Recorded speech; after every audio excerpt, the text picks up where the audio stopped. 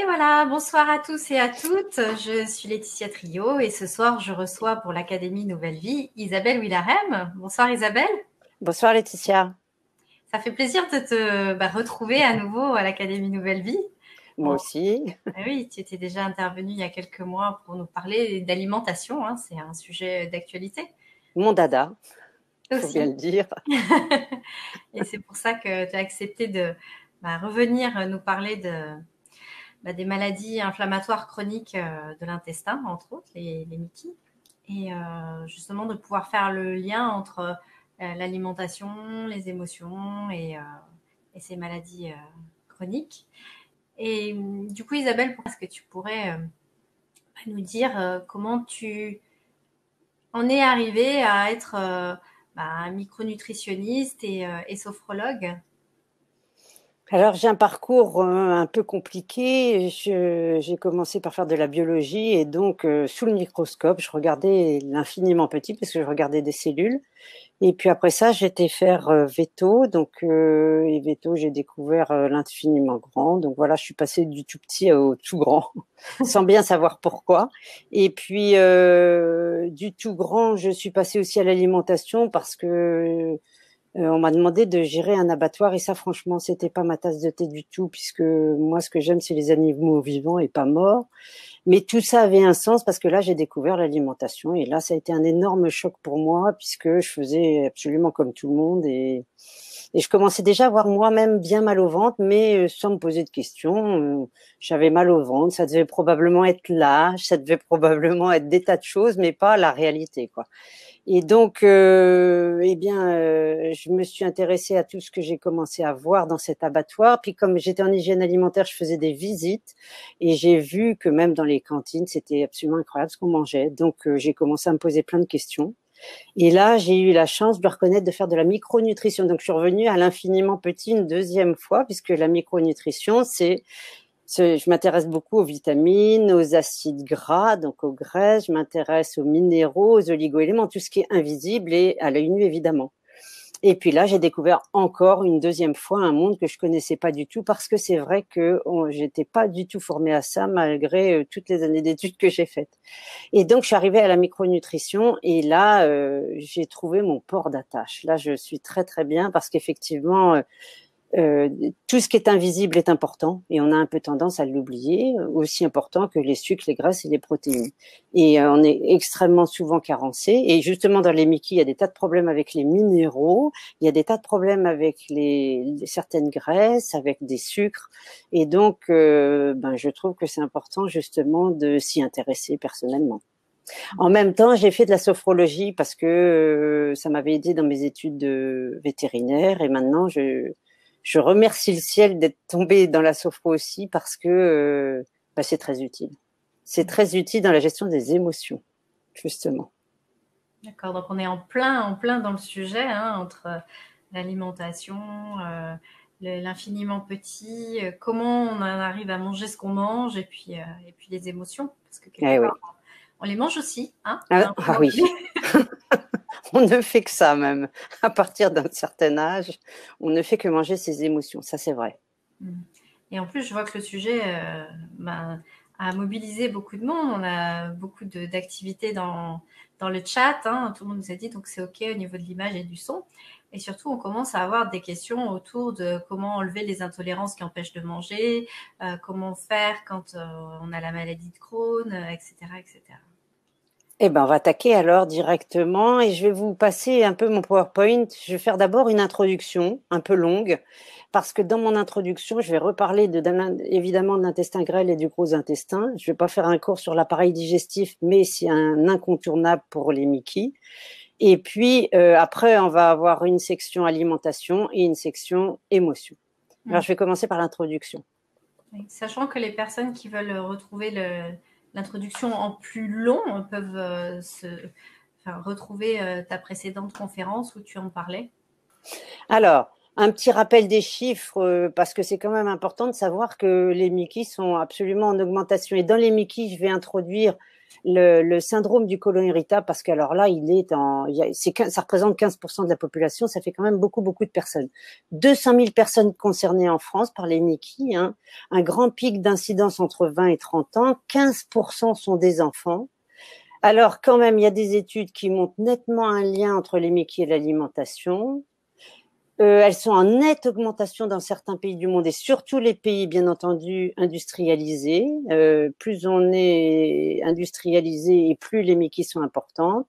Par contre, au niveau des causes, on dit qu'il y a des facteurs génétiques, on dit qu'il y a des facteurs immunitaires, peut-être environnementaux, mais il n'y a pas de vrai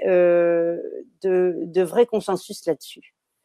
Alors, donc les Mickey, elles sont surtout représentées par la maladie de Crohn et la rectocolite hémorragique, qu'on peut appeler aussi la colite ulcéreuse. Donc, dans les deux maladies, il y a une inflammation de la paroi d'une partie du tube digestif, accompagnée toujours d'une hyperactivité du système immunitaire, hein. Les deux maladies évoluent par poussée et alors sont des poussées inflammatoires qui ont des durées et des fréquences variables. La maladie de Crohn, l'inflammation, elle peut être localisée de la bouche à l'anus, hein. Il faut que je vous raconte quand même que la première patiente que j'ai eue en micronutrition avait une maladie de Crohn. Elle m'a amené un dossier épais comme deux bottins et je lui ai dit, mais vous êtes enflammée de la bouche à l'anus. Elle avait une inflammation partout. Elle avait fait un circuit incroyable à l'époque. Elle avait été voir son généraliste, qui l'avait envoyé chez un gastro-entérologue, qui l'avait envoyé chez un neurologue, qui l'avait envoyé chez un psychiatre. Et elle était désespérée. Mais la maladie de Crohn n'avait pas été identifiée. Ça m'a beaucoup étonnée. Vraiment, elle avait une inflammation partout, partout, partout. Alors, c'est 1,4 femmes pour un homme. Donc, il y a plus de femmes dans la maladie de Crohn et c'est l'inverse pour la rectocolite hémorragique. Donc là, le pic est très fréquent entre 20 et 30 ans, donc c'est quand même extrêmement jeune et en plus, il y a beaucoup d'enfants maintenant. La rectocolite, elle est par contre dans le dernier segment du côlon, c'est-à-dire le rectum et plutôt le rectum et une partie du côlon. Et il y a toujours en général du sang qui accompagne les selles. Et là, c'est 1,2 homme pour une femme, hein, donc plus d'hommes que de femmes, c'est l'inverse. Je dis un petit mot du syndrome de l'intestin irritable parce que il est très fréquent. Donc, il touche 15% de la population. Et là, en fait, ce sont juste des douleurs abdominales chroniques, mais diffuses. Il n'y a pas un endroit particulier. Il y a un vrai inconfort intestinal en règle générale avec. Et il y a toujours des ballonnements et des troubles du transit. Mais là, ça peut être accompagné de diarrhée et ou de constipation, alors que dans les deux autres maladies, ce sont surtout de la diarrhée qu'on voit. Alors, les conséquences de l'inflammation, c'est juste absolument terrible. C'est que l'absorption des nutriments, c'est-à-dire du résultat final de la découpe des aliments, ne se fait absolument pas bien au niveau de l'intestin grêle. Or, les nutriments sont là pour nourrir les organes et nourrir le corps. Donc, si l'absorption ne se fait pas bien, l'alimentation du corps ne va pas bien se faire non plus. Et là, c'est assez terrible. Donc les symptômes, je vous les décris, mais vous les connaissez pour certains, ceux qui en ont mieux que moi. Il y a des douleurs et des crampes abdominales, beaucoup, beaucoup de diarrhée, accompagnées d'une fatigue qui est juste colossale. Il peut y avoir des pertes de poids, des sudations nocturnes, une anémie, et alors très, très souvent associés, les états anxieux et la dépression. On va le voir après en dessous pourquoi. Des facteurs de risque importants, hein, le tabac, les anti-inflammatoires non stéroïdiens parce qu'ils travaillent sur la perméabilité de l'intestinale, ils entraînent des troubles de la perméabilité, les AINS ou les AIS, d'ailleurs les deux. Le stress, une hygiène qui est très importante, une prédisposition génétique et beaucoup, beaucoup d'inflammation. Il y a cette question qui revient souvent quand on parle de ces maladies-là, c'est la partie génétique. Est-ce que c'est nécessairement génétique? Non. Non, pas du tout, mais par contre, on a identifié des gènes qui étaient impliqués dans la maladie de Crohn. Donc, c'est la raison pour laquelle la recherche va aussi dans ce sens-là. Alors, je vais faire quelques rappels sur l'appareil digestif parce qu'il faut absolument qu'on qu'on parle le même langage, vous et moi, c'est-à-dire qu'on ait les mêmes termes sur l'intestin grêle et sur le côlon. Lao Tzu, qui est un sage chinois qui est né en 604 avant Jésus-Christ, disait déjà à l'époque, et ça m'a toujours fasciné quand j'ai lu cette phrase, cette citation-là, celui qui n'a pas le ventre en ordre pense de travers. Et Dieu sait que quand on a mal au ventre, on peut vraiment, vraiment penser de travers. Donc là, un petit rappel sur l'appareil digestif, qui est donc un système, un appareil ouvert, puisqu'il débute à la bouche et se termine à l'anus, et que les deux sont des orifices ouverts. Donc, je fais juste un petit rappel sur la bouche qu'on a tendance à négliger, mais dans la bouche se fait la mastication et la salivation, qui sont deux étapes extrêmement importantes. Et de manger vite, qui est le fléau des temps modernes, peut être quelque chose pour l'appareil digestif de redoutable. L'appareil digestif aime le calme, et quand on mange vite et qu'on avale nos aliments plutôt que de les mastiquer, il a tout de suite l'impression d'être en état de guerre et il va avoir des vraies difficultés à digérer. Alors après l'œsophage dans lequel il se passe rien, il y a l'estomac, mais je vais pas m'étendre dessus parce que c'est pas le propos d'aujourd'hui. Je vais par contre m'étendre beaucoup plus sur l'intestin grêle et le gros intestin. Et comme vous pouvez le voir sur le schéma, il y a deux glandes importantes associées, le foie et le pancréas. Alors, un petit rappel aussi, on dit toujours que notre ventre est notre deuxième cerveau. Pourquoi? Parce qu'il y a un système nerveux dit entérique qui est dans le système, qui est dans l'appareil digestif. Il faut savoir que nous avons à peu près 200 millions de neurones dans notre ventre. Il y en a plus dans notre ventre que dans la tête de mon chien, et Dieu sait si mon chien est rusé. Et ça me peine toujours de savoir que j'ai plus de neurones dans mon ventre que dans sa tête. Bref, on a énormément de nerfs qui sont en permanence en lien avec le premier cerveau, qui est notre système nerveux central dans notre tête, évidemment. Alors, ce système nerveux entérique, il est situé dans les muscles lisses de l'appareil digestif et autour des vaisseaux sanguins. Et il est très, très, très important. Donc, on sait maintenant qu'une grande partie de notre santé physique et psychique et émotionnelle vient de la santé de notre ventre. Là, il n'y a plus de litige possible. Les chercheurs sont d'accord là-dessus pour parler de l'importance de ce système nerveux entérique qu'on appelle le deuxième cerveau. Alors, un petit rappel rapide. Dans la bouche, il va y avoir le broyage et la mastication et la salivation. La salivation, dans la salive, il y a deux enzymes extrêmement importantes, la lipase et l'amylase. Et si on mâche très très vite, elles ne peuvent pas faire leur travail. Donc ça, c'est déjà une très bonne raison pour mâcher et mastiquer lentement ces aliments. Dans l'estomac, c'est comme un tambour de machine à laver, il y a une homogénéisation des aliments. Et donc, dans l'intestin grêle, grâce aux enzymes, il y a une fragmentation de tous les aliments qui vont être coupés en leurs éléments de base. Donc, c'est des tout petits bouts qui vont atterrir sur cette fameuse muqueuse de l'intestin grêle, où va avoir l'absorption, parce que l'absorption, ça n'est rien d'autre que le passage dans le sang. Dans le gros intestin, par contre, on va dégrader les fibres alimentaires. Donc, c'est tout ce qui n'aura pas été digéré dans l'intestin grêle. Donc, vous voyez l'intestin grêle et le gros intestin. L'intestin grêle, il est très long, il fait 6 mètres de long, il est très fin et il est très, très, très important puisque si on l'étendait, on pourrait recouvrir un court de tennis avec lui. C'est dire la longueur de cet intestin. Et pourtant, ça n'était même pas assez long pour digérer un repas. Donc, la nature a très, très bien fait les choses parce qu'elle est juste formidable. Elle a créé des villosités. Ce qu'on appelle des villosités, imaginez des plis sur un tissu. Eh bien, à l'intérieur de notre intestin grêle, nous avons des plis et ce sont ces plis-là qui sont chargés de la digestion. À l'intérieur de chaque pli, on peut voir des vaisseaux sanguins et un vaisseau lymphatique. Pourquoi deux sortes de vaisseaux? Les sanguins sont chargés de récupérer les sucres et les protéines, et les vaisseaux lymphatiques seulement les graisses. Et donc, tout ce petit monde-là se réunit à la sortie de l'intestin grêle pour aller, les vaisseaux lymphatiques, directement se jeter après un grand trajet dans le cœur, et les autres pour aller dans le foie. Et donc, c'est ça qu'on appelle l'absorption, c'est le passage au travers de cette dernière couche de cellules que vous pouvez voir sur la villosité. Mais c'est cette couche de cellules-là qui peut s'enflammer, qui peut se disjoindre dont les cellules qui s'appellent des entérocytes sont forcément attachées les unes aux autres par une jonction serrée. C'est imaginé comme un cadenas. Je vais vous le montrer d'ailleurs. Vous voyez sur la partie gauche, on voit c'est un intestin qui est étanche et on voit des petits rectangles bleus. Ben, ces petits rectangles bleus sont les jonctions qui lient les cellules les unes aux autres. Et sous l'apport de différents facteurs, ces petites jonctions peuvent céder. Et c'est ça qu'on appelle les troubles de la perméabilité intestinale. Et si ces petites jonctions sautent, comme il y a le sang qui est juste derrière les cellules, alors n'importe quoi peut passer dans le sang. Alors pour que ces petites jonctions fonctionnent formidablement bien, il faut d'abord que le statut de la personne en magnésium, en zinc, en sélénium et en oméga 3 soit bon.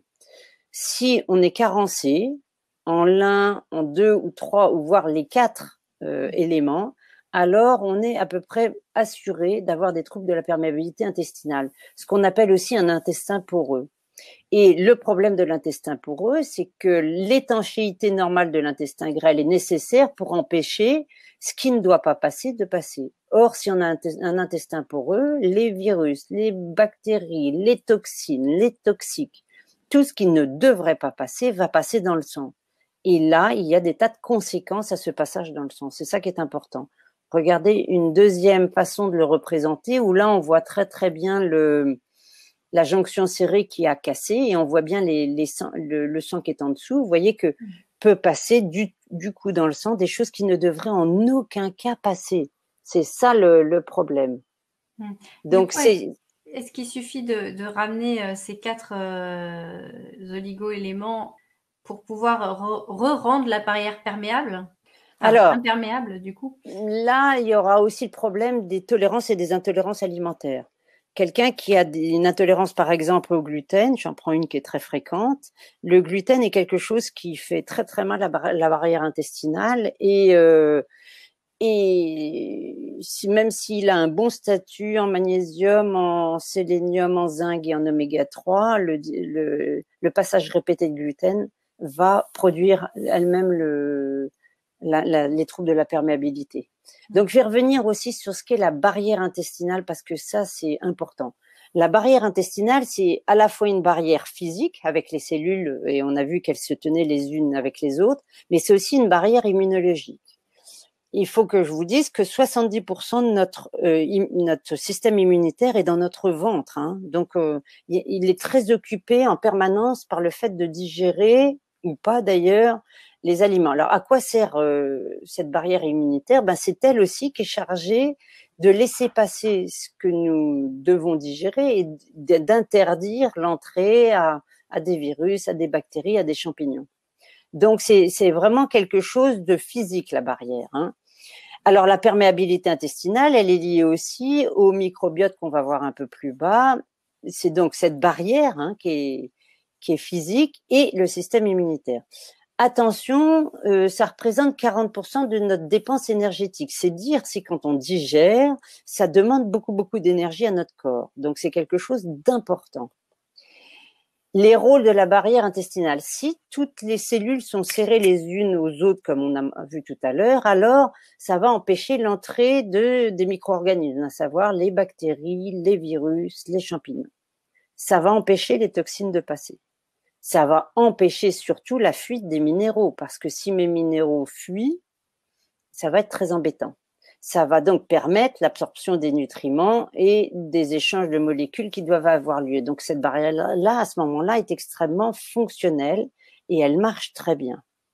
Alors, qu'est-ce qui peut provoquer une augmentation de la perméabilité intestinale? Alors, d'abord, avant de vous dire ce qui provoque une augmentation de la perméabilité, on va voir ce que peut provoquer un trouble de la perméabilité. Donc, un trouble de la perméabilité, c'est la porte ouverte aux allergies alimentaires, à la maladie cœliaque, au MICI, au syndrome du côlon irritable, mais aussi, il faut le savoir, à l'obésité et à ce qu'on appelle maintenant les maladies métaboliques qui sont extrêmement importantes. Donc, c'est vraiment, vraiment, vraiment important d'avoir un intestin qui ne soit pas poreux. Il faut absolument arriver à récupérer un intestin fonctionnel et dont les cellules soient jointives les unes avec les autres, avec des jonctions serrées qui marchent. Alors, on verra dans l'alimentation qu'il y a effectivement des aliments qui le permettent plus que d'autres. Hein. Ok. Juste une question donc, de Juju. Comment on peut savoir si on est carencé en magnésium, en sélénium, en zinc ou autre chose, ou en oméga 3? Alors, il y a des symptômes, par exemple pour le magnésium, il y a éventuellement un symptôme physique. On peut avoir des clignements de l'œil, une paupière qui saute, peut être une indication d'une carence en magnésium. Alors, le magnésium, comme c'est le minéral du système nerveux central, on est fatigué. Quand on est carencé en magnésium, on peut très mal dormir, on peut être irritable, on peut être très fatigué. La carence en zinc et en sélénium est beaucoup plus insidieuse, beaucoup moins visible. Elle peut se voir avec les fanères, c'est-à-dire avec les ongles et les cheveux. On peut avoir des ongles très cassants, on peut avoir des cheveux en beaucoup moins bon état. Et là, on aura un petit repère sur une carence en zinc et sélénium. Mais elle est beaucoup plus difficile à voir. Quant à la carence en oméga 3, puisque c'est le quatrième mousquetaire, quand vous commencez à vous gratter terriblement les jambes, par exemple, ben là, c'est souvent un signe de carence en oméga 3. Vous voyez, ces peaux, on a l'impression qu'on a la peau très sèche, et en fait, c'est très souvent un signe de carence en oméga 3. Si on n'a pas de problème de maladie de peau, évidemment. Alors, je vais continuer sur le gros intestin. Il est beaucoup plus court que l'autre, puisque l'autre faisait 6 à 8 mètres. Lui, il fait 1,5 mètre. Il est beaucoup plus gros, mais surtout, il est divisé en 3 parties. Mais alors, lui, il héberge une colonie de vacances absolument incroyable, puisque nous avons dans notre gros intestin ce qu'on appelle le microbiote, ce qu'on appelait avant la flore intestinale, qui est composé de 100 000 milliards de bactéries. Nous avons plus de bactéries dans notre ventre que nous n'avons de cellules qui composent notre corps. Le jour où j'ai compris ça, ça a été une grande révolution pour moi parce que je me suis dit, mon Dieu, c'est incroyable, nous sommes plus bactériens que cellulaires. Le problème, c'est que ces bactéries qui sont indispensables à notre évolution font aussi la pluie et le beau temps et là aussi, maintenant, on s'en rend compte. Alors, je vais vous montrer une photo de microbiote. Vous voyez, ce qui est gros représente des bactéries, les beiges, les jaunes, les bleus, les verts. Ce qui est beaucoup plus petit, ça sera des virus, éventuellement des champignons. Mais ce qui est important à comprendre et à savoir, c'est que nous sommes à l'origine de la composition de notre microbiote. Si je mange des fruits et des légumes, tous les aliments portent des bactéries à leur surface. Si je mange des fruits et des légumes, alors je vais ensemencer mon gros intestin avec les bactéries portées par les fruits et les légumes. Si je mange un burger de chez McDo et une pizza comme celle qui était à droite, alors je vais ensemencer mon gros intestin avec les bactéries portées par ces aliments-là. Vous imaginez bien que ce ne sont pas du tout les mêmes bactéries. Or, les bactéries n'ont pas une durée de vie de 20 ans. Hein. En gros, c'est entre 3 et 6 mois. Donc, on a un renouvellement perpétuel de notre microbiote. Donc, nous sommes à l'origine de la composition de notre microbiote et c'est important de le savoir parce que quand on mange des choses qui ne sont pas bonnes pour la santé, alors on prend le risque de mettre des mauvaises bactéries dans notre côlon avec les conséquences qu'on va voir. Alors, je vais vous dire un peu quelques mots sur le gros intestin ou le côlon. À quoi sert ce fameux microbiote, ces 100 000 milliards de bactéries? Alors, elles vont digérer ce qui n'a pas été digéré au-dessus. Au-dessus, dans l'intestin grêle, vont être digérés les sucres, les protéines et les graisses, mais il y a une sorte de sucre qui n'est pas digéré, c'est ce qu'on appelle les fibres alimentaires. Ce sont les enveloppes des végétaux. Celles-là, il n'y a pas d'enzyme capable de les couper. Seules les bactéries peuvent les manger. Et donc, c'est la nourriture de prédilection des bactéries. Donc, elles sont très sympas avec nous, les bactéries. On leur donne le gîte et le couvert et elles nous rendent de menus services. Alors, elles nous donnent de l'énergie. C'est elles qui vont produire des acides gras, qui vont produire des acides et des gaz d'ailleurs aussi. Mais en échange aussi, elles vont fabriquer quelques vitamines. Pas beaucoup, mais quelques-unes. Hein. Donc, elles font un très grand rempart contre les bactéries qui peuvent nous rendre malades, c'est-à-dire ce qu'on appelle les pathogènes. Elles s'occupent aussi de désagréger les toxines et les médicaments et elles sont à l'origine aussi de la maturation du système immunitaire. Donc vraiment, elles sont très importantes. Le problème des bactéries, c'est que elles sont à l'origine de la fermentation. Et donc, des fois, nous allons avoir des fermentations qui vont être agréables et d'autres qu'on va pouvoir sentir quand ce sont de la fermentation de putréfaction. Là, ça sent très, très fort dans les gaz. Mais c'est un rôle absolument formidable, le microbiote. Il est absolument indispensable. Donc, normalement, il n'est localisé que essentiellement dans le gros intestin. Il y en a un petit peu dans l'intestin grêle, mais chez certaines personnes, il y en a beaucoup et beaucoup trop. Et chez ces personnes-là, s'il y a trop de bactéries qui sont passées dans l'intestin grêle, ça va se voir avec des ballonnements, des maux de tête permanents, des douleurs articulaires, des carences alimentaires, de l'anémie. Ils vont franchement pas être bien et du coup, ça va enflammer leur intestin grêle. Donc là, c'est pas du tout quelque chose d'agréable pour ces personnes-là. Il y a des expériences qui ont été faites incroyables. Ce sont sur le microbiote justement des souris. Je vous la montre pour vous montrer l'importance du microbiote. Ces 2 souris-là sont de la même espèce, de la même race. Elles ont mangé au gramme près exactement la même chose. Et les chercheurs à l'époque pensaient qu'une des bactéries était présente chez les gens minces et absente chez les gens en surpoids. Et effectivement, à celle qui est mince, ils ont remis cette bactérie-là, ils ne l'ont pas mise à l'autre, et vous voyez bien que elle a un problème de surpoids énorme. Donc là, dans le surpoids, le microbiote est très impliqué aussi. Alors, en même temps que le microbiote, je vous ai parlé du deuxième cerveau, là, ces neurones qui sont dans le ventre, qui sont en lien en permanence avec le cerveau. Le cerveau influence le microbiote, mais le microbiote influence le cerveau via les nerfs. Donc là, c'est ce que je vous ai dit tout à l'heure. Il y a les bactéries ont des pouvoirs de fermentation. Il y a des zones de fermentation. Il y a une zone de fermentation. Le gros intestin est divisé en 3 parties. Le côlon ascendant à gauche sur la photo, le côlon transverse en haut et le côlon descendant à droite sur la photo. Donc la zone de fermentation, elle est dans le côlon ascendant et la zone de putréfaction est dans le côlon descendant. Donc, la zone de putréfaction, ça va libérer de l'ammoniac et je ne sais pas si vous avez déjà senti de l'ammoniac, mais ça sent très mauvais. Donc, quand on a des gaz de putréfaction, on ne peut pas se tromper parce qu'il y a une odeur absolument incroyable. Comme de l'œuf pourri. Comme un œuf pourri, absolument. C'est exactement ça.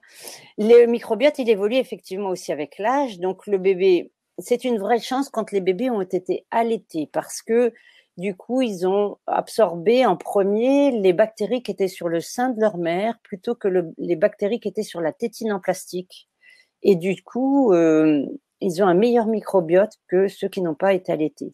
Donc, vous voyez, au début, il n'y a pas beaucoup de bactéries dans le microbiote du bébé jusqu'à 3 ans. Puis après, ça va incroyablement bien se développer.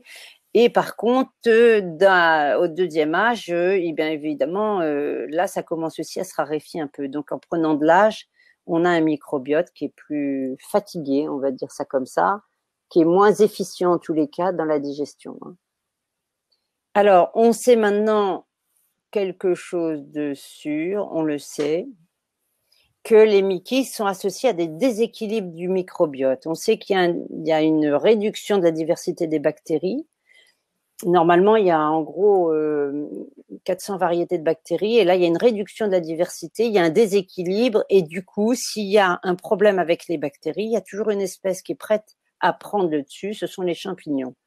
Il est tout à fait normal d'avoir des champignons dans notre microbiote, tout le monde en a, mais ils sont toujours tapis, prêts à prendre le pouvoir et le problème, c'est la qualité des bactéries. Normalement, il y a une grande partie des bactéries capables de résister aux champignons.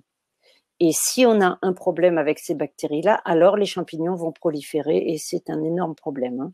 Par contre, l'origine de ce déséquilibre, pour le moment, n'est pas du tout connue. Donc, dans les MIC, on va avoir toujours associé un trouble de la perméabilité intestinale systématiquement et un déséquilibre du microbiote. Et évidemment, les deux jouent un rôle hyper important dans le maintien de l'inflammation. Donc ça, c'est important à savoir et à garder en tête. Alors, maintenant, on va attaquer la partie alimentaire. Juste une question par rapport au gluten, notamment. On a Loumaï qui nous demande Quand mon gastro-entérologue me dit que mon intestin est redevenu comme neuf suite à une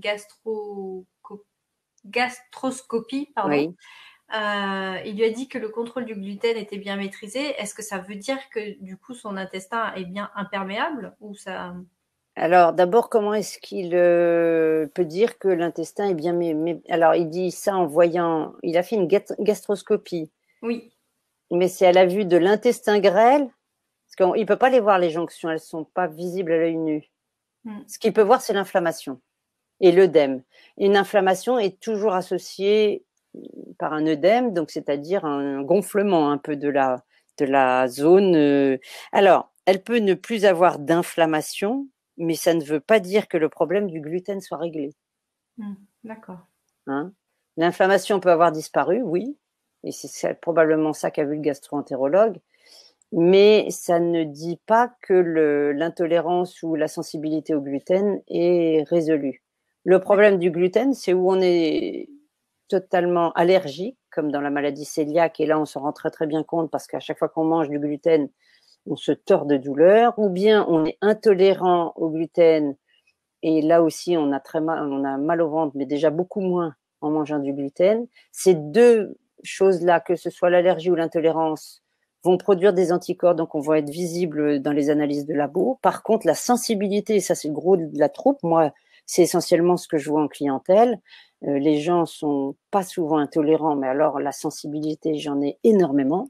Et là, la sensibilité n'est pas visible sur les analyses de labo. C'est la raison pour laquelle l'allopathie la nie complètement. Puisqu'elle n'est pas détectable en laboratoire, comment peut-on dire qu'elle existe? Ouais.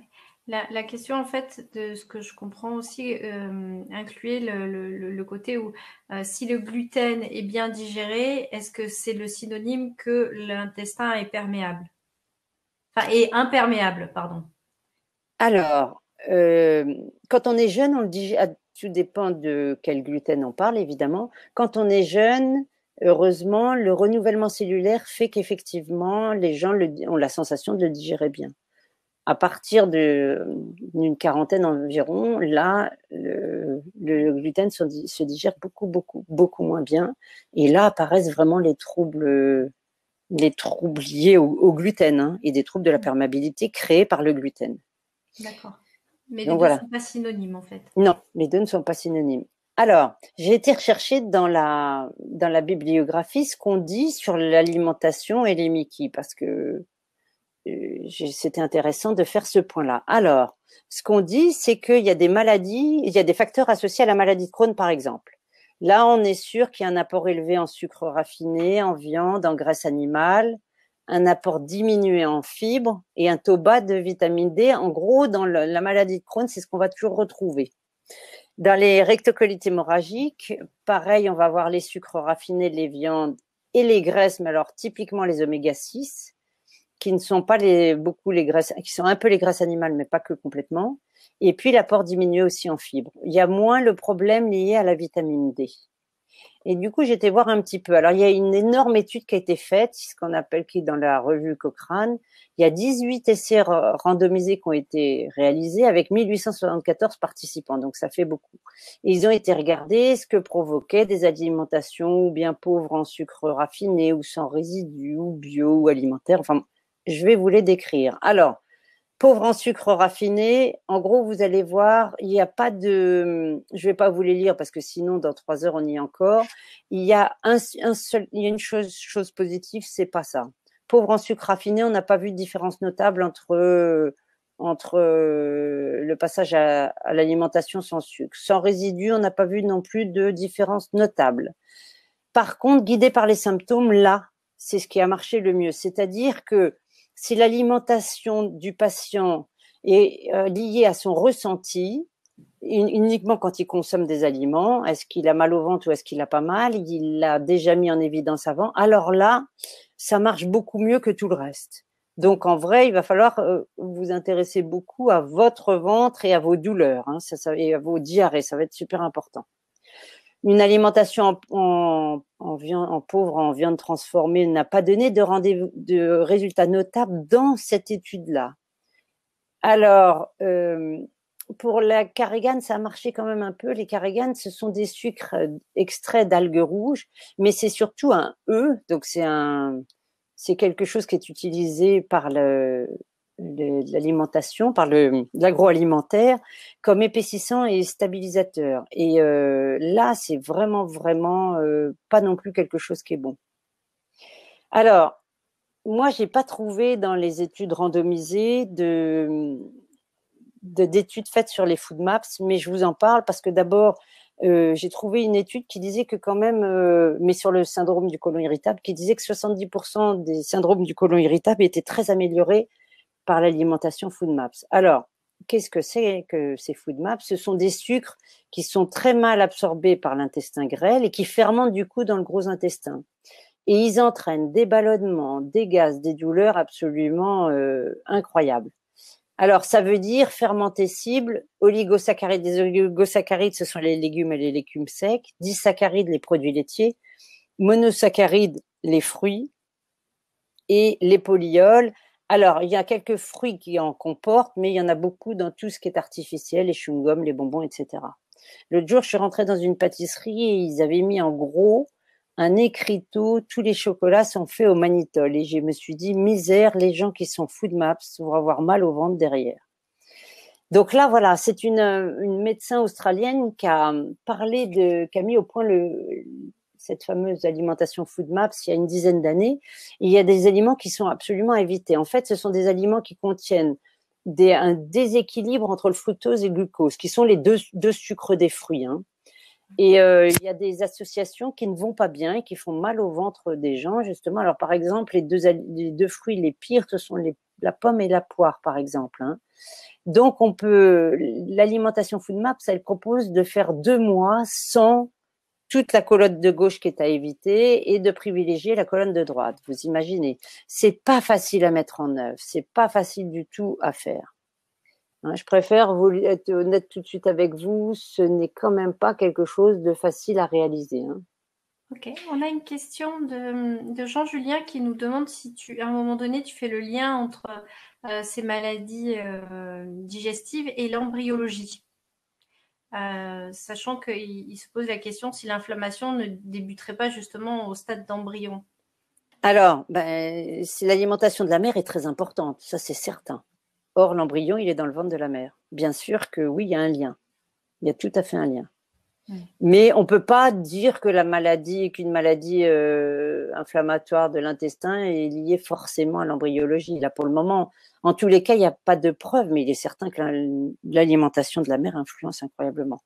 Donc, on a dit tout à l'heure que les troubles de la perméabilité, elles étaient liées donc au statut de la personne en magnésium, en zinc, en sélénium et en oméga 3. Et alors, donc maintenant, on va regarder un petit peu les aliments qui interfèrent sur la perméabilité intestinale. Alors, tous ceux qui contiennent du gluten. Donc, le gluten, je vais vous parler que de sabots, parce que je ne veux pas vous parler du camut et de l'épeautre, on s'en fiche un peu, mais le blé, l'orge et le seigle.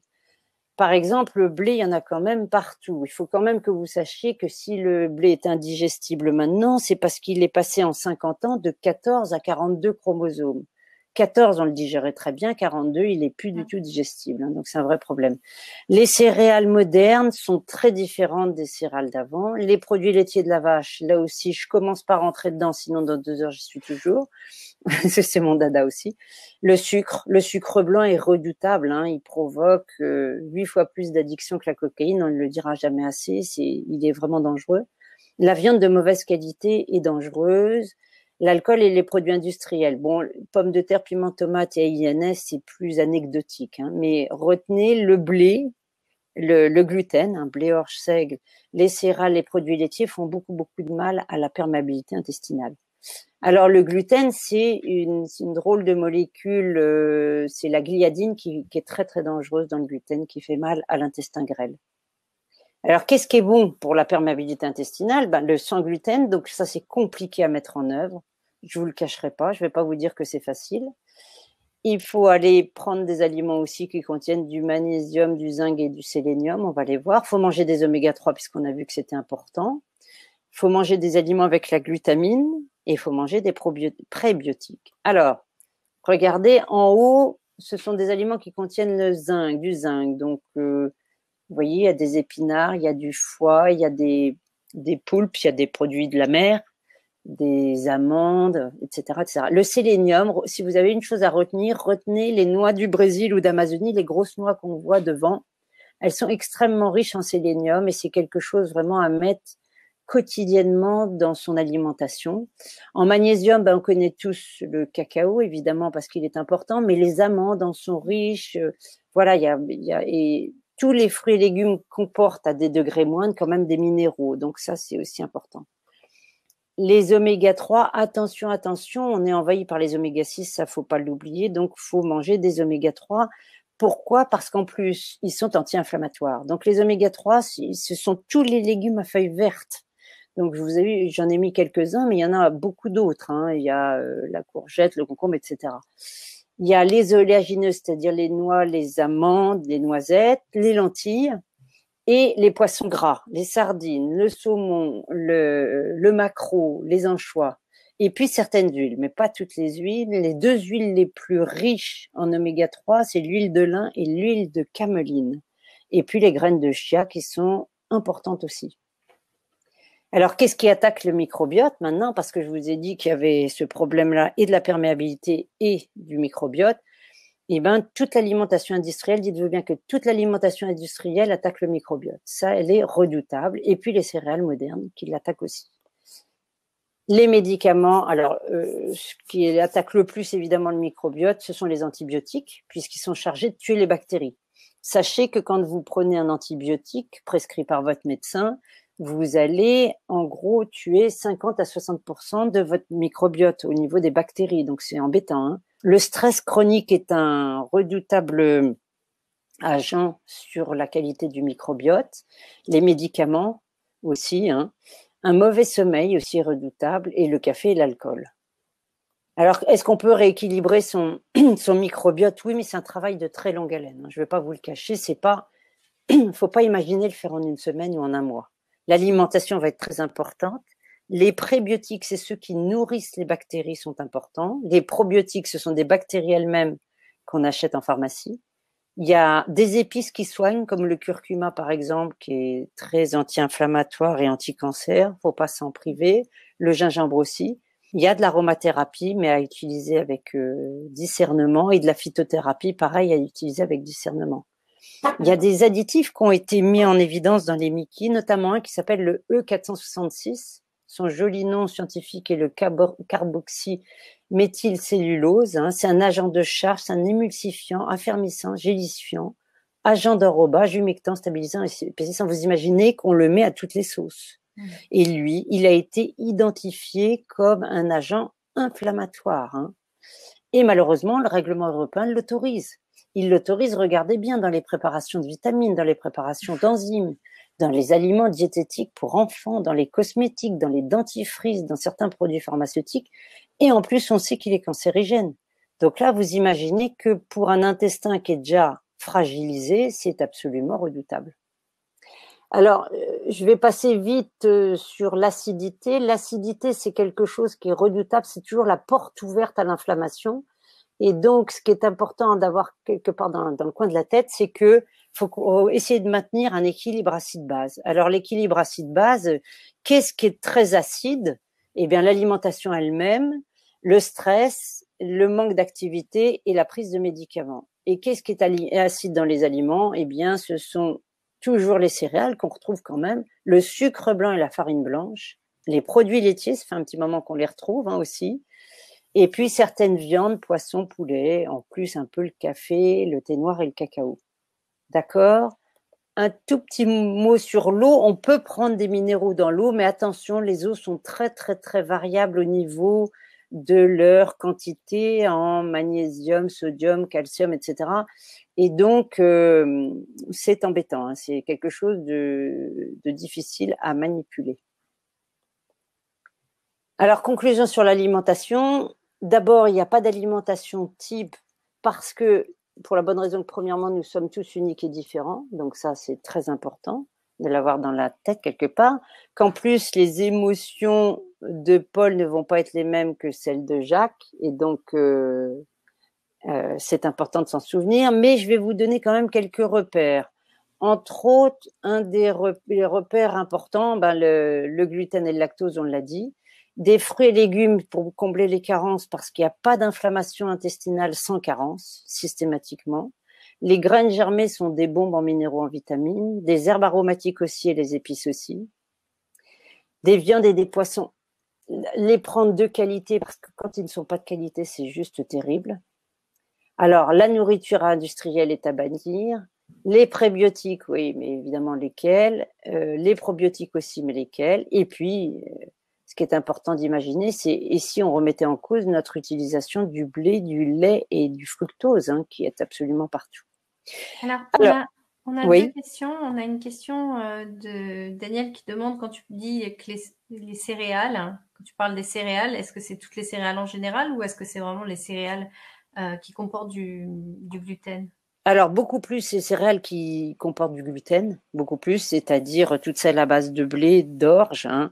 L'orge, c'est quand même ce qui est utilisé pour faire la bière, donc c'est quand même gênant. Essentiellement celle-là, le blé est redoutable. Après, il y a aussi des courants qui disent maintenant que même le riz moderne n'est plus ce qu'il était, que le riz blanc qui a perdu son enveloppe, dans l'enveloppe il y a les minéraux, n'a pas du tout l'efficacité du riz d'avant, hein. Alors justement, à ce niveau-là, il y a une étude qui a été faite sur des enfants, qui, elle, est faite par les allopathes, hein. Et donc, à qui on a fait manger pendant 12 semaines un régime glucide spécifique, ils appellent ça. Donc, on élimine complètement les céréales, toutes les céréales, y compris le riz. On élimine les produits laitiers, on élimine les aliments transformés, on élimine le sucre. Vous voyez qu'il ne reste plus grand-chose, hein. Ils ont que les fruits et légumes, viande, poisson, œufs. Et le miel. Et du miel. Donc, vous voyez que, et là, par contre, les résultats sont très bons. Là, cette étude-là a montré vraiment une nette amélioration et une transformation du microbiote. Donc là, ça a été absolument incroyable. Petit mot sur la vie. Est-ce que c'est plus recommandé de faire ce type de régime ou de passer par un jeûne sec? Jeûne sec, il faut bien se connaître avant d'y aller, hein. Moi, je suis pas du tout favorable au fait de faire un stress comme ça au corps quand l'intestin est enflammé, hein. Il faut y aller avec modération. Il ne faut pas oublier qu'il est enflammé. Et quand il est enflammé, il a des choses à dire. Alors la vitamine D, on a vu qu'elle était vraiment diminuée dans la maladie de Crohn. Et ça, on sait qu'elle agit sur 2 gènes qui sont présents dans la maladie de Crohn, hein. Alors, je ne vais pas vous parler de tous les rôles de la vitamine D parce qu'elle en a des multiples, mais elle agit vraiment bien sur l'inflammation et sur le microbiote. Alors, on a en France, les apports journaliers recommandés par le gouvernement sont pas du tout les mêmes que ceux des Américains. Par exemple, il y a une différence de presque 6 fois entre les doses recommandées en France et les Américains en mettent 6 fois plus. Donc, vous voyez que ça varie d'un pays à l'autre, hein. Alors, je ne sais pas qui a raison exactement. Donc, ça dépend peut-être des régions. Oui, alors bien sûr, il faut imaginer que la vitamine D dépend de l'ensoleillement dans lequel on vit, hein. Quand on vit dans le nord de la France, c'est pas tout à fait la même chose que dans le sud. Alors, en fait, pour aller bien et pour se porter, pour récupérer un intestin non enflammé, moi, je pense qu'il y a 5 choses importantes à avoir. Évidemment, on a vu la qualité de notre alimentation. On est tous uniques et différents, c'est ce que j'ai appelé la physiologie. De l'activité physique quotidienne, même si c'est pas grand-chose, mais il faut en faire. La qualité du microbiote et puis surtout l'émotionnel et le stress. C'est ça qui est vraiment, vraiment important à garder en tête. Alors, on a fini l'alimentation et je vais attaquer du coup la gestion des émotions liées au Mickey. Alors, j'ai juste une dernière question du coup par rapport à l'alimentation. Qu'est-ce que tu penses du jus d'herbe de blé? Ah, j'en pense du bien. Beaucoup de bien même. Parce que l'herbe de blé, justement, elle n'a pas encore, comme elle est très très jeune, elle n'a pas tout son gluten qui s'est exprimé. Donc oui, j'en pense du bien. Mais il faut avoir envie de le boire. Mais j'en pense beaucoup de bien. Oui, oui. Mais j'en pense beaucoup de bien. Alors, je vais refaire juste un petit rappel. Nos pensées créent des émotions dans notre corps. par exemple, si j'ai une douleur et je fais une fixation sur ma douleur, je ne pense qu'à ma douleur, alors je vais induire par ma surrénale une sécrétion de cortisol qui est l'hormone du stress. Ça va me stresser. Et à partir du moment où j'ai libéré l'hormone du stress dans mon corps, je vais avoir un symptôme. Je vais avoir, je sais pas, le cœur qui bat plus vite, les mains moites, je vais avoir la bouche sèche, enfin, je vais pas me sentir bien, du coup. Donc, comme je ne peux pas agir sur la libération du cortisol, je ne peux pas agir sur le symptôme qui est déclaré, je ne peux agir que sur mes pensées. Donc là, il faut bien comprendre que si je veux travailler sur les émotions, je vais devoir essentiellement travailler en aval sur les pensées. C'est ça qui est très, très, très important. La médecine traditionnelle chinoise, qui est quand même une médecine absolument merveilleuse, a mis 5 émotions sur 5 organes. Le foie représente la colère, la rate, les soucis, la rumination. Le poumon, la tristesse, le rein, la peur, et le cœur, la joie ou l'absence de joie. Donc, notre deuxième cerveau, comme vous pouvez le voir, puisqu'on a quand même la rate qui intervient dans la digestion, quoi qu'en dise, en France, on ne le dit pas du tout, mais la médecine traditionnelle chinoise reconnaît un grand rôle à la rate dans la digestion. Vous voyez qu'on a le foie, on a la rate dans la digestion, et donc l'appareil digestif qui contient le deuxième cerveau est très sensible aux émotions. On parle aussi en médecine chinoise, d'ailleurs, tu mentionnes les poumons avec la tristesse, mais la respiration et l'apport en Oui, oxygène est essentiel dans la capacité de l'organisme à digérer. absolument. La respiration est juste vitale. Moi, je travaille énormément sur la respiration en clientèle. Alors, les inconforts et les douleurs physiques ont très, très, très souvent une dimension émotionnelle. Ça, vous devez le savoir. Mais on a aussi du mal à reconnaître cette dimension émotionnelle. Et si on la reconnaît et qu'on l'entend, alors là, c'est la porte ouverte quand même à la guérison. Et il y a quelque chose qui est très important là-dedans. Alors, je vais passer à la gestion des émotions. Voilà, Laetitia, tu m'as ouvert la diapositive suivante, puisque il va falloir apprendre à respirer pour apprendre à gérer son stress. Ça, c'est super important. Et la deuxième chose que je vais vous proposer, c'est d'apprivoiser la douleur. Et pour apprivoiser la douleur, la respiration est quelque chose d'absolument merveilleuse. La première fois où je m'en suis rendu compte, c'est quand mes enfants avaient un copain quand elles étaient petites, qui était un petit garçon qui malheureusement avait la mucoviscidose. Et un jour, on avait été le voir à l'hôpital, et donc dans la mucoviscidose, il y a un problème avec le poumon, mais il y a aussi un problème avec le pancréas. Et il avait extrêmement mal, et je lui disais, mais comment fais-tu quand tu as mal? Il m'avait répondu, c'était merveilleux, c'est un petit garçon de 8 ans. Il m'a dit, mais j'apprivoise la douleur. J'ai pu jamais oublier ça. Ça m'a tellement sidéré, sa réponse, et elle était tellement merveilleuse parce qu'il apprivoisait sa douleur. Et c'est vrai que ça s'apprivoise. Alors, ça, c'est des choses à faire. La gestion de la respiration est juste vitale à ce niveau-là. Bouger avec des exercices, mais avec avec des objectifs extrêmement précis, hein, pas n'importe quel exercice. La sophro, elle a plein de bienfaits. On peut apprivoiser la douleur avec la sophro, on peut appréhender, voir sa maladie autrement. On peut visualiser des objectifs à atteindre, et ça, c'est important. Et on peut franchement travailler sur son appareil digestif. Et puis, une des grandes lois de la sophro, c'est de positiver. Et là, positiver dans une maladie comme une maladie inflammatoire, c'est juste génial. Alors, je ne sais pas si vous connaissez l'EFT, qui est donc l'Emotional Freedom Technique, qui est une technique très intéressante pour éliminer des émotions négatives quand elles arrivent. Ça, c'est vraiment très, très intéressant. Donc, je ne vais pas en parler plus que ça. Et puis, les émotions sont liées à nos centrales énergétiques que sont les chakras. Donc, les chakras, je vous montre un petit, j'imagine que beaucoup d'entre vous les connaissent, hein. Ce sont des centres énergétiques comme nous avons des organes énergétiques, comme nous avons un foie et un rein, nous avons des organes énergétiques, nous en avons 7.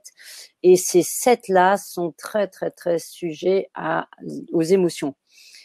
il se dérègle, il se déséquilibre si on va mal, si on est stressé, si on a une grosse émotion, si on a beaucoup de vieux problèmes non résolus, ou si on a une hygiène de vie très insuffisante. Et alors, quand il se dérègle, eh ben, le problème, c'est que l'énergie ne circule plus bien dans le corps. Et c'est absolument indispensable que l'énergie circule, parce qu'une énergie arrêtée, c'est là où arrive la maladie. Donc, il faut apprendre à rééquilibrer ses chakras. C'est juste indispensable dans des maladies comme les Mickey, hein.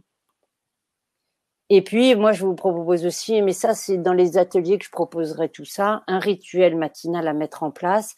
On a aboli beaucoup les rituels et finalement, c'était extrêmement dommage parce que le rituel a beaucoup, beaucoup de bienfaits sur notre tête, sur notre ventre et dans nos deux cerveaux.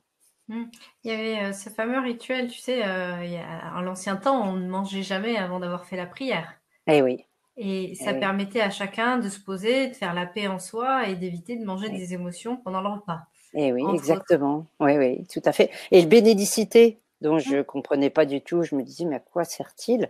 Eh bien, j'ai compris que on envoie de l'énergie positive sur les aliments. C'était fait pour les nettoyer d'ailleurs des Oui, énergies qui avaient pu les polluer pendant exactement. leur culture, le ramassage, la transformation, la cuisine, etc. Parce que Eh si oui, maman est en colère et que tout le monde mange sa colère au repas, c'est pas sympa. eh oui, exactement. Donc, il y a plein d'intérêts à se pencher sur l'énergétique dans les maladies inflammatoires. C'est à mon sens un incontournable maintenant. Alors, on a une autre question par rapport à l'alimentation de Marisol qui nous dit que pensez-vous de la perméarégule Oui.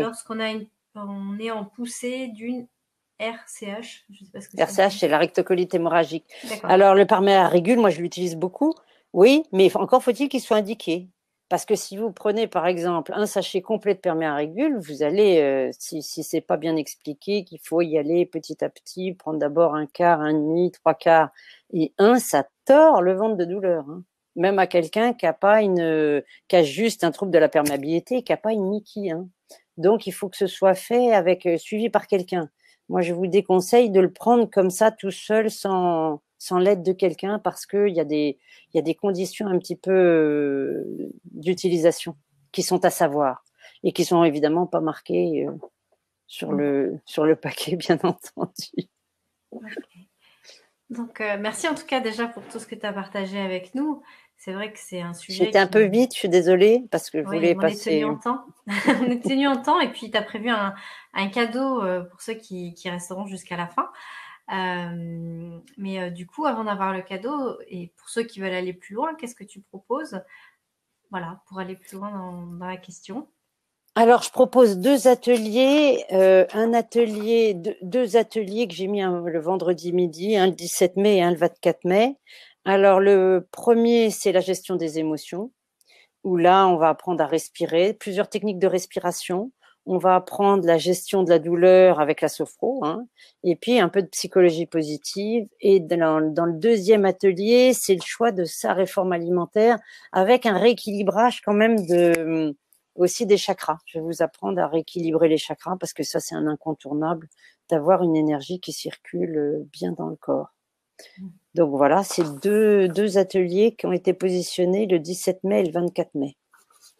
D'ailleurs, je vous ai activé comme d'habitude. Donc, au-dessus du chat, vous avez un petit encart bleu avec un bouton vert pour ceux et celles qui veulent voir le programme d'Isabelle plus en détail, avec toujours des ateliers qui sont très intéressants et qui permettent d'aller vraiment dans la pratique.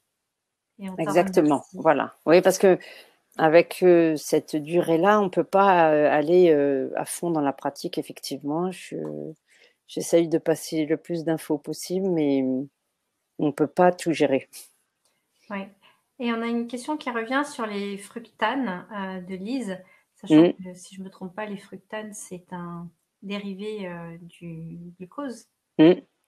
D'accord. Alors, je vais remettre la diapo dans les food maps. Il est très impliqué dans les food maps, donc voilà, on va le retrouver dedans. Et donc, quelle est la question? Savoir qu'est-ce que c'est que les fructanes. Ah, Les fructanes sont des sucs particuliers. Tout ça sont des sucs qui sont pas bien digérés dans l'intestin grêle et qui vont fermenter dans le gros.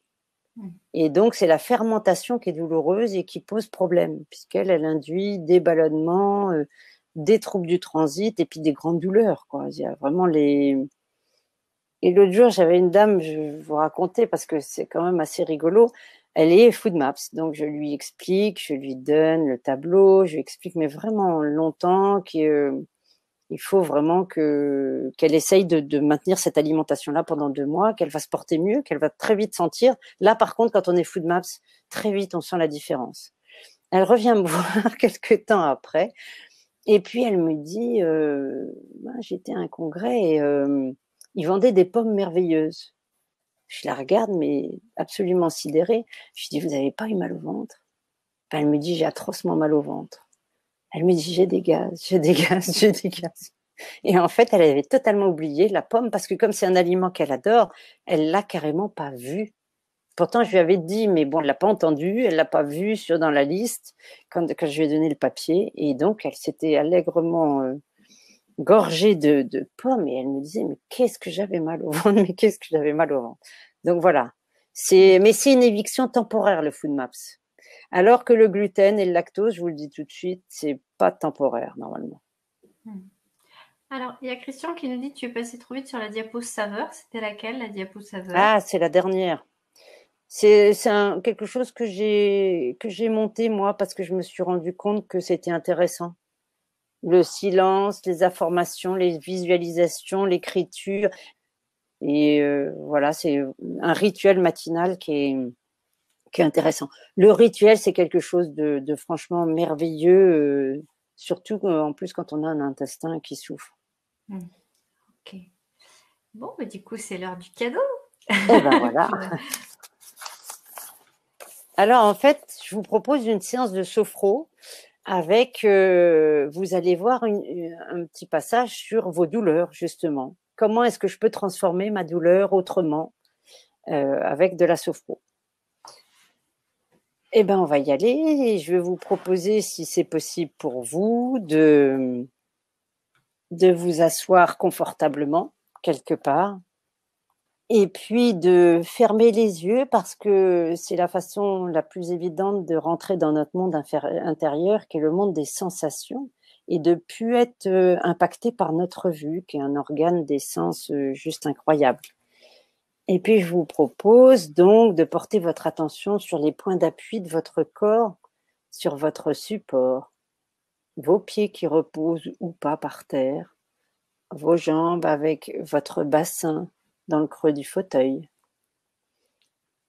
votre dos collé au support et puis votre tête en l'air, en haut de votre colonne cervicale.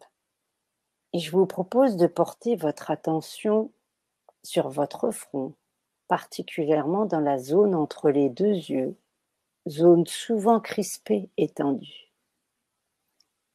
Descendez sur vos paupières et sentez-les qui reposent délicatement posées l'une sur l'autre, aussi légères que les ailes d'un papillon. Présence de vos pommettes et de vos joues que vous relâchez, aussi bien la face externe que la face interne. Descendez sur votre mâchoire inférieure et laissez-lui prendre toute sa place. Décollez votre langue du palais.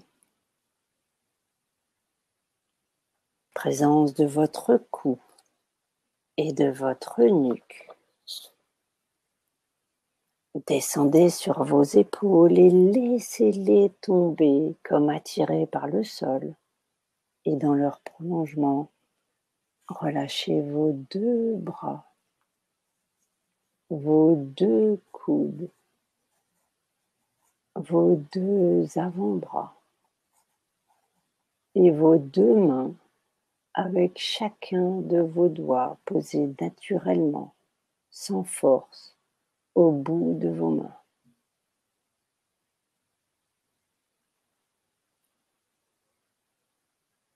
Présence de votre thorax relâché, de votre sternum détendu. Accueillez son léger mouvement lié à la respiration et sentez votre respiration devenue plus naturelle, plus basse, plus large. Il y a quelque chose dans votre respiration d'éternel, quelque chose qui va et qui revient toujours. Si des pensées parasites traversent votre esprit, ne les retenez pas. Laissez-les passer, comme les nuages passent dans le ciel. Profitez de votre respiration pour accueillir le mouvement de votre paroi abdominale qui se soulève à l'inspiration et s'abaisse à l'expiration. Votre ventre gonfle à l'inspire et dégonfle à l'expire. Et profitez de ce mouvement pour élargir le relâchement à toute votre sangle abdominale.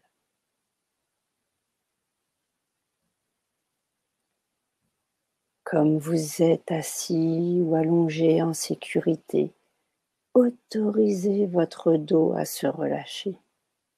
De la base du cou au coccyx, relâchez bien tous les muscles le long de votre colonne vertébrale. Présence de votre bassin détendu. Descendez sur vos cuisses, les gros muscles des cuisses, dessus, dessous, vos genoux, vos mollets, vos chevilles et vos pieds et laissez votre pensée un instant dans la plante de vos pieds.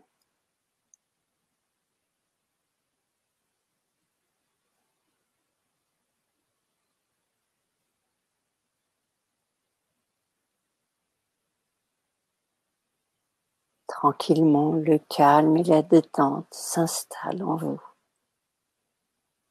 Prenez conscience de l'ensemble de votre corps davantage relâché. Prenez conscience de sa forme, de son équilibre posé là, sur son support, de sa respiration plus globale, plus totale, et surtout de sa présence davantage relâchée dans votre conscience. Et c'est avec votre corps bien présent que nous allons maintenant dialoguer.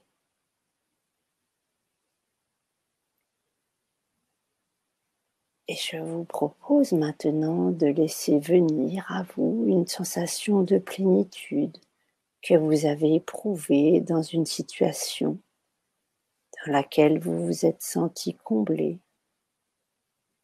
Peut-être la sensation de votre corps et de votre peau au soleil, un jour de grande chaleur, en été, ou alors peut-être une séance intense de votre sport préféré, ou peut-être un moment de tendresse partagée, ou peut-être un bon bain chaud moussant.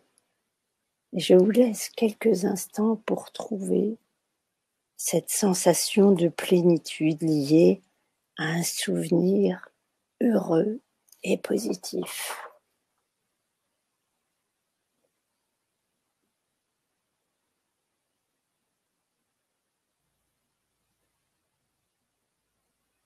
Vous pouvez laisser cette sensation de plénitude gagner en surface, en profondeur,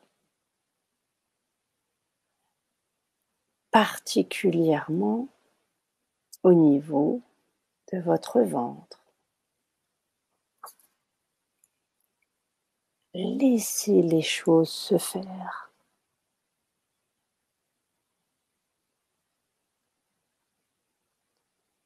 Revivez les circonstances de ces sensations de plénitude.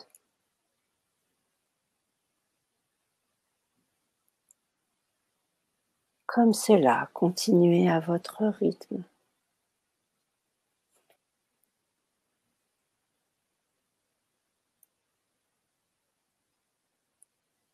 Et votre ventre s'emplit de douceur, de chaleur peut-être.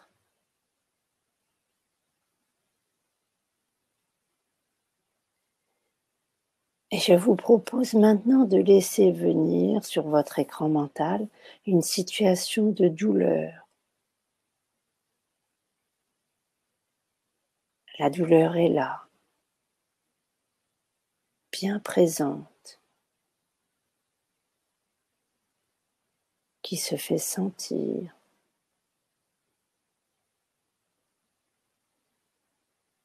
Qui emplit tout votre corps, tout votre ventre.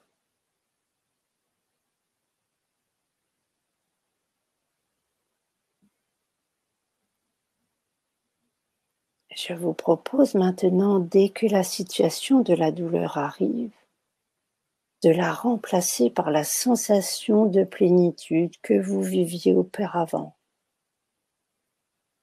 Remettez cette sensation de plénitude à la place de la douleur. Revivez les circonstances de la plénitude. Le soleil, ou le sport, ou la tendresse, ou la douceur de ce moment.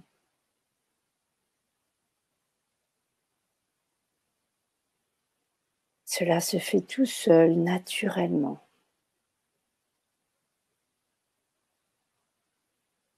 Remplissez-vous de cette sensation de plénitude. Goûtez cette plénitude qui se vit en vous, dans votre tête, dans votre ventre,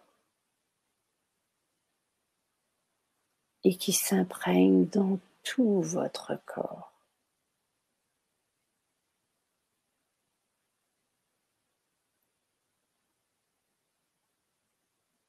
Conservez ces sensations dans votre corps, même après la séance.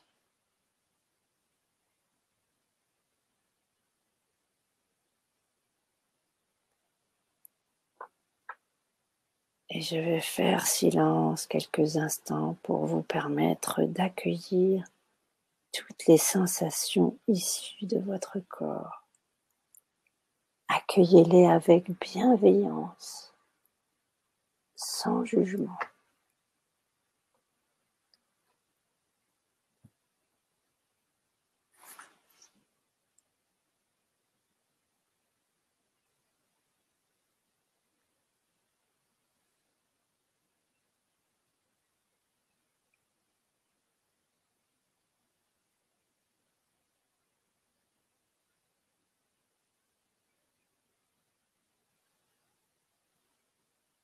Et tranquillement, calmement, préparez-vous à revenir à votre niveau de vigilance habituel en respirant profondément une première fois,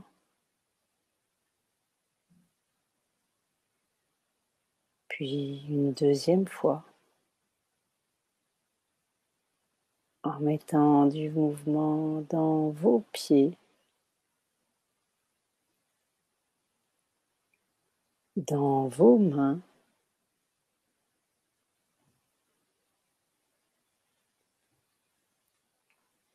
étirez-vous et bâillez si vous en éprouvez le besoin. Et quand vous serez prêt, vous pourrez ouvrir les yeux avec un grand sourire à la vie.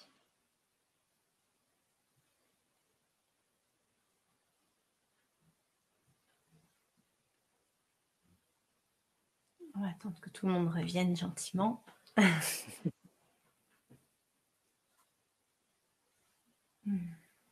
même temps, je lis le chat. Mmh. Normalement, on a abordé toutes les questions qui étaient dans le chat. Il n'y a que les dernières, les 2 dernières qu'on n'a pas.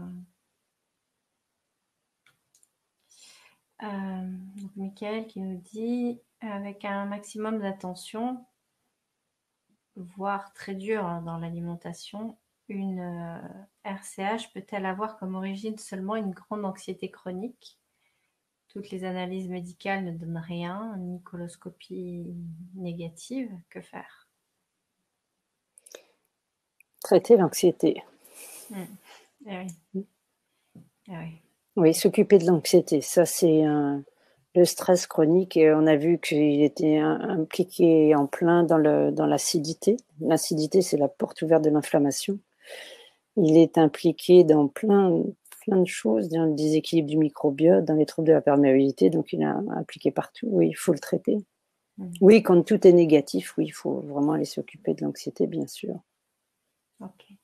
Et donc Odile, qui par rapport, j'imagine, pour les food maps, est-ce que la pomme crue et la pomme cuite est vécue de la même façon? Non, c'est pas vécu de la même façon, ça c'est vrai. Mais la pomme est le fruit le plus redoutable avec la poire.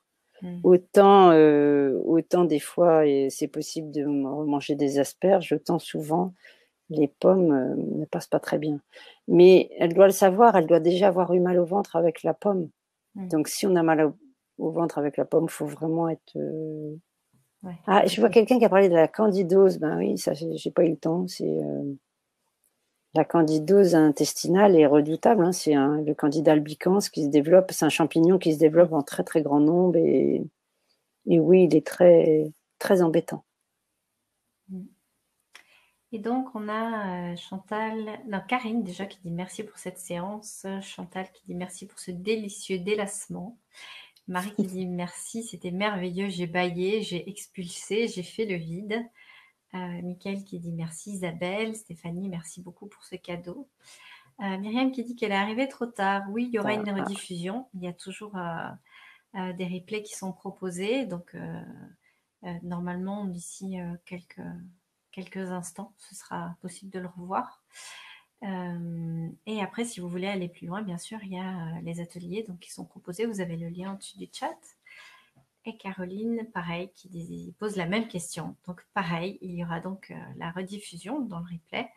Et en cliquant d'ailleurs sur le lien vers le programme, vous avez sur cette page-là, normalement, si je ne me trompe pas, que je ne dis pas de bêtises, il y a le replay qui sera mis en ligne s'il ne l'est pas déjà. Et sinon, écoute Isabelle, il nous reste à te remercier.